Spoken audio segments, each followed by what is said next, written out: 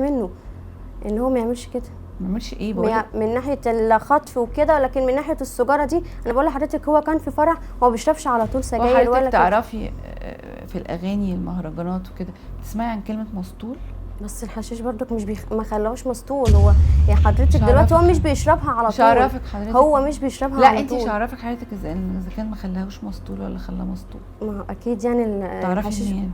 اكيد يعني الحشيش ده مش حاجه يعني اكيد جامده ان هي تستل الواحد. بجد بتشجعي دلوقتي الناس ان هم يشربوا؟ انا مش بشجع حد، انا بقول لك احنا مغلطين ان هو انا بقول لحضرتك هو غلطه. لا انا بسالك بقول لك للاخر، يعني لو هو دلوقتي شرب مره في سيجاره في حته وخليته مسطول، المسطول ده ما هو ممكن يعمل حاجات مش لطيفه. مش بس هو مسطول، هو ما كانش شارب ساعتها عشان انت حضرتك تقولي ان هو الشرب وكان مسطول وكان. هو انت كنت تعرفي انه شارب السيجاره دي في الفرح؟ الفرح اللي هو كان فيه مش بيجي يقول لك على كل حاجه؟ كنت تعرفي؟ اعرف ان هو شربها.